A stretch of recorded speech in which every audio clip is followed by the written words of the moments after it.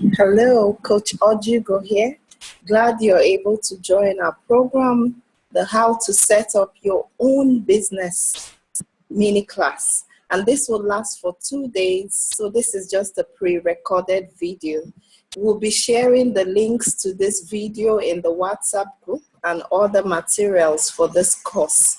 So we enjoin you to fully participate, engage with others, ask questions, and so many other things. We'll also have a Facebook Live program on Tuesday, that's 28th of February at 5 p.m. So we'll be having the Facebook Live in the Facebook group Sprout. So I want to enjoin you to be part of all that we're doing, and trust me, at the end of it, you go away with serious ideas and steps that you would use to set up your own business. So let's head over to our slides.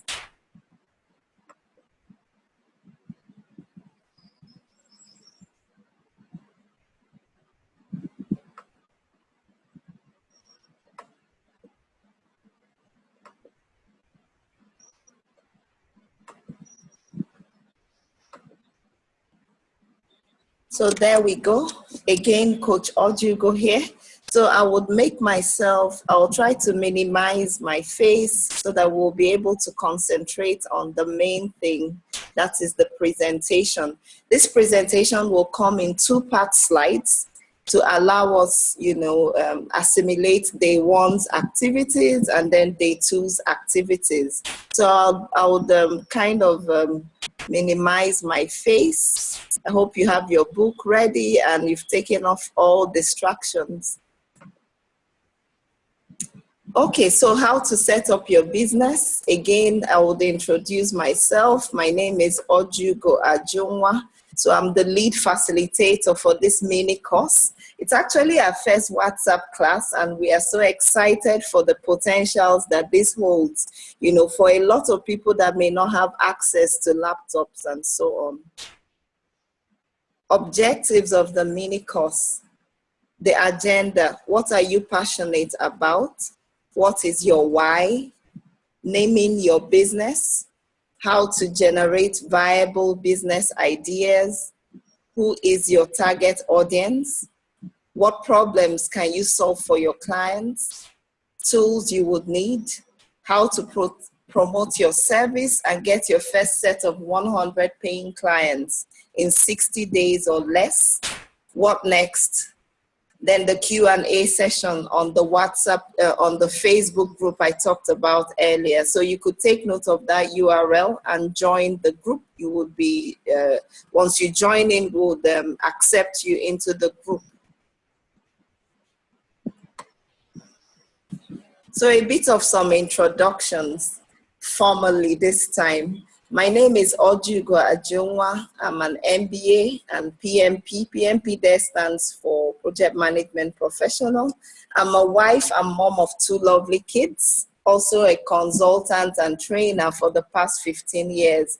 My roles have been in training, information technology, software implementation, digital marketing, event management. It's actually a mix of several things. I'm also a co-author, A Day in the Life of a Project Manager, alongside 50+ project managers across the world. This book is available on Amazon. At Right Track Consulting, we help organizations deliver their projects using project management best practices. So not just organizations, but also individuals. I'm a co-founder at Right Track Consulting Nigeria Limited. You can find us online and engage with us here on our website, on Blogger, on Facebook, on Twitter, on Instagram, on LinkedIn. We are based in Nigeria, but we operate globally. So some introductions. Even though I don't have you in the pre-recording, but would like to have your name. Do you have a business yet? What industry are you in? What location are you in? So would like to hear from you so that we can, start the conversation in the WhatsApp group. Name, If you have a business yet, you can write in your business name, your industry, and then your location.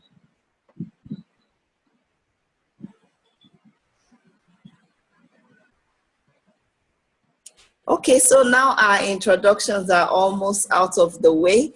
Would like you to get your notebook ready to take notes and action steps. There'll be a lot of action steps in this course, so we indulge you to be part of it. All right, let's get the ball rolling. What are you passionate about?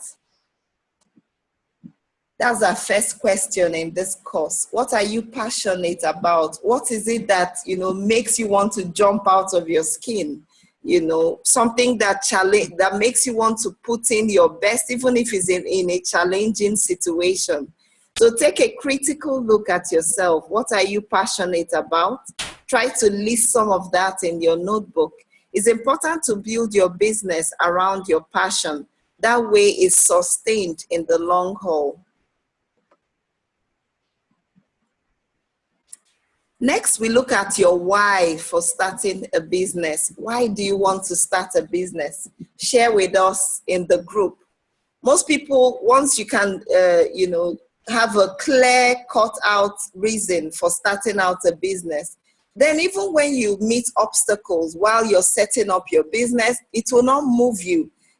Recently I read about Linda Ikeji, the Nigerian, one of the most influential bloggers or business persons we have. I read an article about her in the newspaper, and she said for 4 years, she didn't cut a check.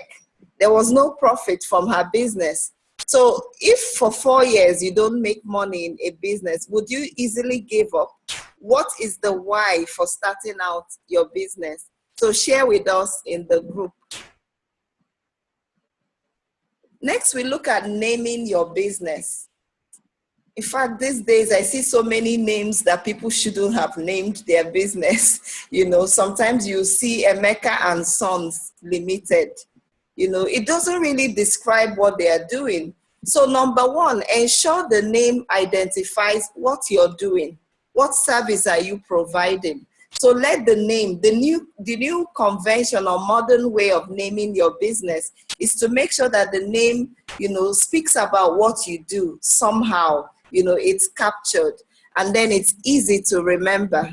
It can be searchable. Searchable means when someone goes on Google, they can type in that and easily find something, related to it. Let it be a name that can be searchable. That's the best way to name your business. So you have your first action step.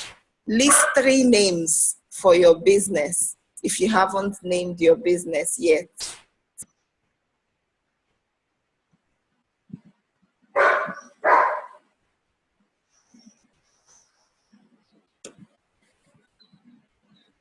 Next, we look at how to generate business ideas.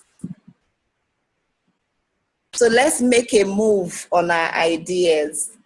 Most businesses start out as ideas in your head. Yes, that's actually where, even if it's the most popular business you've heard about, it started as an idea in the head. Even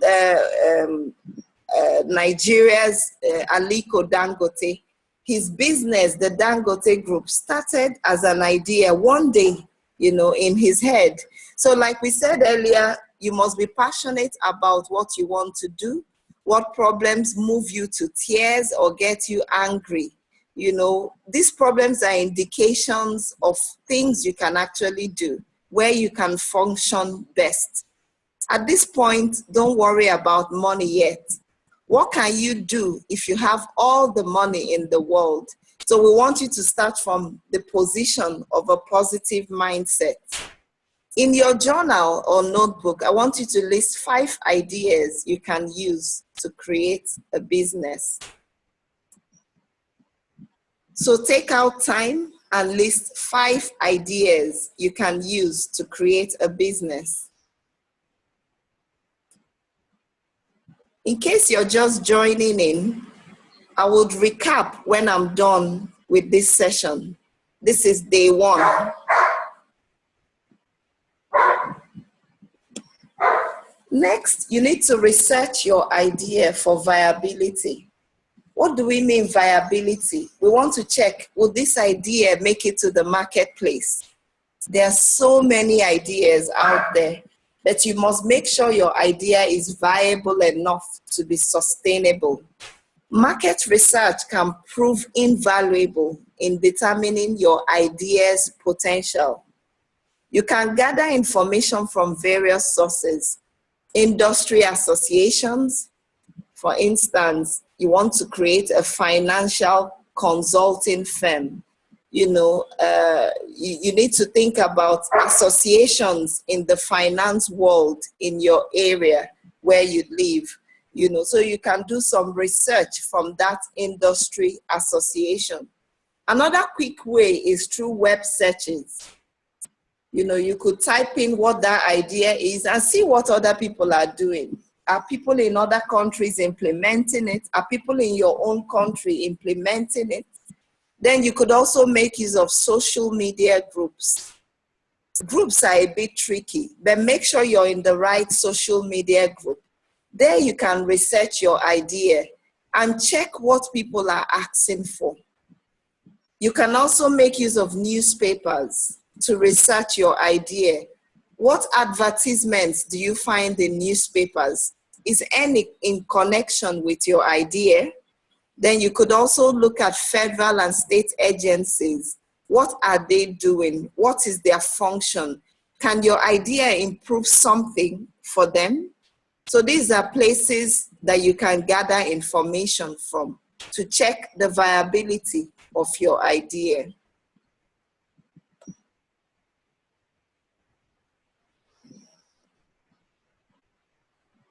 A great idea can flop if your target market is saturated. Someone may ask, what's a target market? The target market is the group of individuals or, a number of people, in a particular demography that you're targeting. Maybe you're targeting women that have children under 5 years living in Lagos, Nigeria. That is a target market, and you could have so many other things connected with that demography. But it's good to check your idea. Is there a lot of it in your target market? If there's a lot of it going on, then that market, that idea, the market for it is oversaturated. Is this idea in use somewhere? How can you find out? Still make use of Google, as your research tool. Try out your idea on your target audience and send out a survey with a list of questions, not more than 3 to 5. Use this survey to find out whether this idea is really useful, whether people really need it, whether someone is offering it to them and something. And then ensure that you get at least 70% responses from these people. Your action step, create a free survey on a site. There's this site called the Survey Monkey. You can find it on www.surveymonkey.com or Typeform at www.typeform.com, and then share it out with your friends and ask them to share it.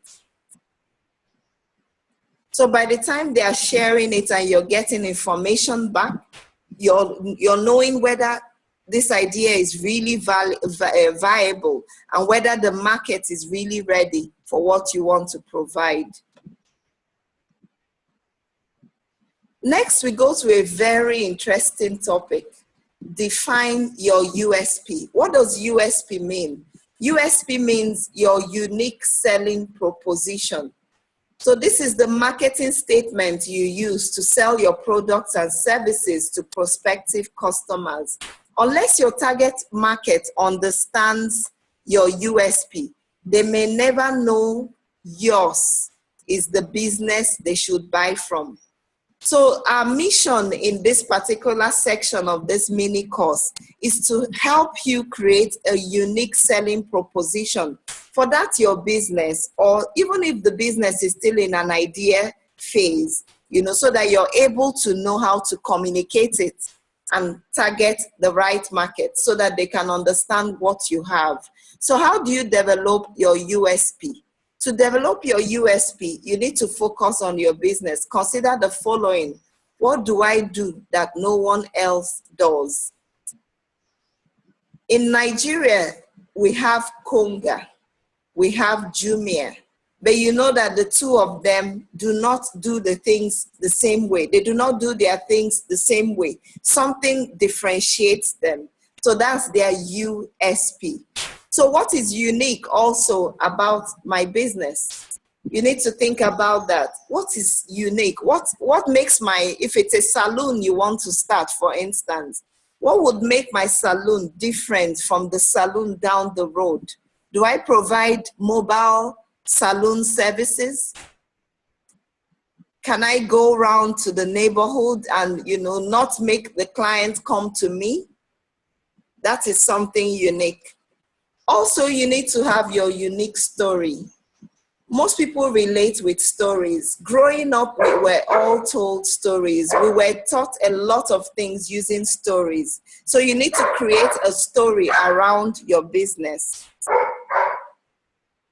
You could create a story around why you created this product, your service standards, your staff training, the history of your business, so that people could see the passion behind what you're doing. Then how can this be made different from my competitor? So what do you do that your competitor does not do? So these are examples of what you can use to feed into your USP, your unique selling proposition. For your customers, what does your customer want? Remember, the customer is the reason why you're in business. Without the customer, you won't pay your NEPA bill if you're in Nigeria. You won't pay your phone bill. You won't fuel your car. You won't pay your staff. You won't pay for the rentage of your facility. Because the customer is king. You need to know what they want. You need to define it in your USP. How do you know? How would you find out? By carrying out surveys. Find out, what do they want? Don't give them what you think they want. What need or want are they really trying to satisfy? What is the main reason my customers will buy from me? What can I do to match or exceed those expectations? What can I do to make sure the customer gets what they want? Answering these questions will go a long way to establish your competitive advantage, the edge you would have over your competitors.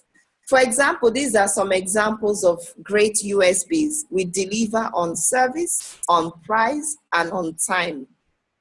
Someone else may say, maybe because they have a flower business, they could say fresh flowers delivered fast. That's their USP. Someone else can say time left over to smell the roses. Whatever is your USP, form it into a summary statement. Practice your USP privately. This would enable you sell to your audience.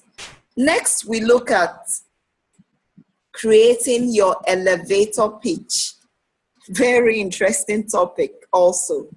So what is an elevator pitch? I'm sure we've all been inside elevators. What happens in an elevator? A lot of people are moving up and down, different floors.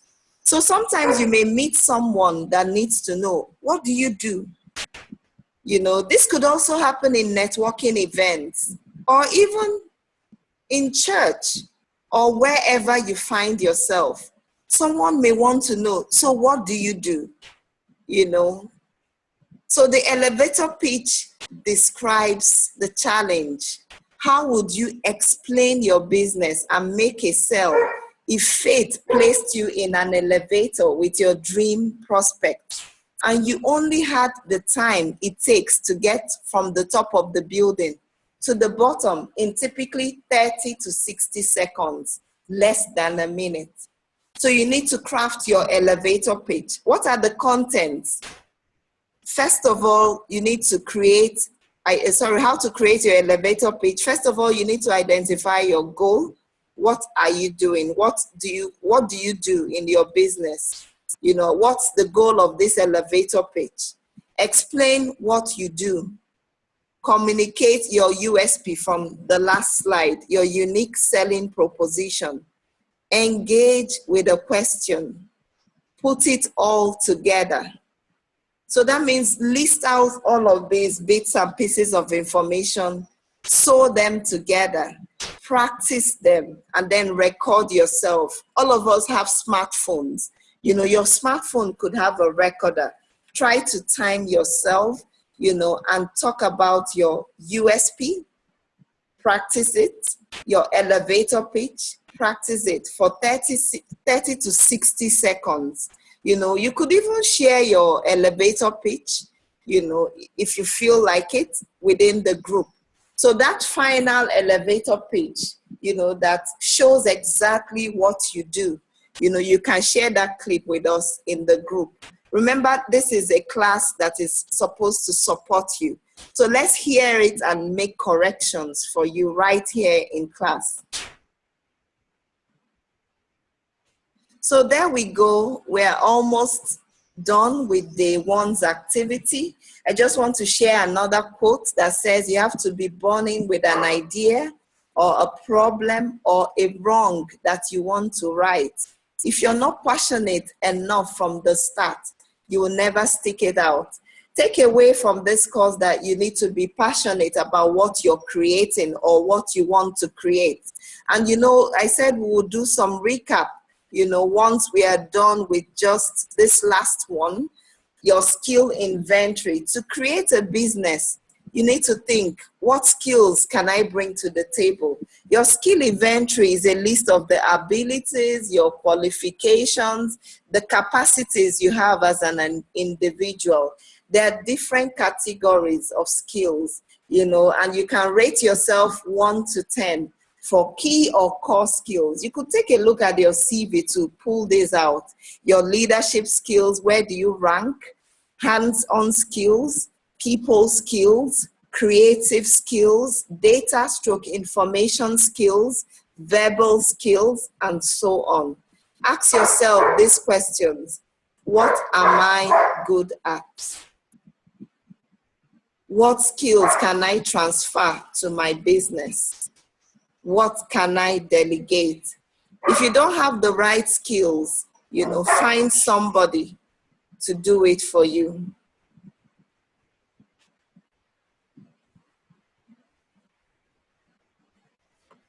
So to wrap up day one's activities, I will just I'll just go through the slides quickly again. We talked about what are you passionate about, your why for starting the business.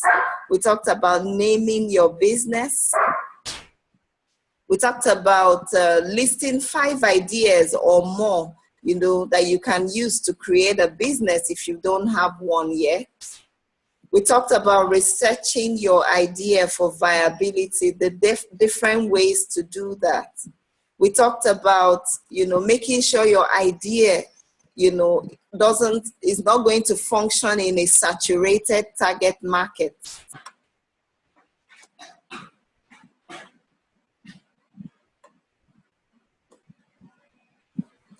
We talked about your USP. And remember, we said you should practice this as much as you can privately. And then we said you could also share your elevator pitch with us. You know, share with us what your business is about in an audio clip. So there we go. And also we talked about your skill inventory. You know, all the skills you'll be bringing to the table, you need to list them and rank them. The ones you're not good at, you start thinking of how you would delegate those tasks to someone else. So there we go with day one's activities.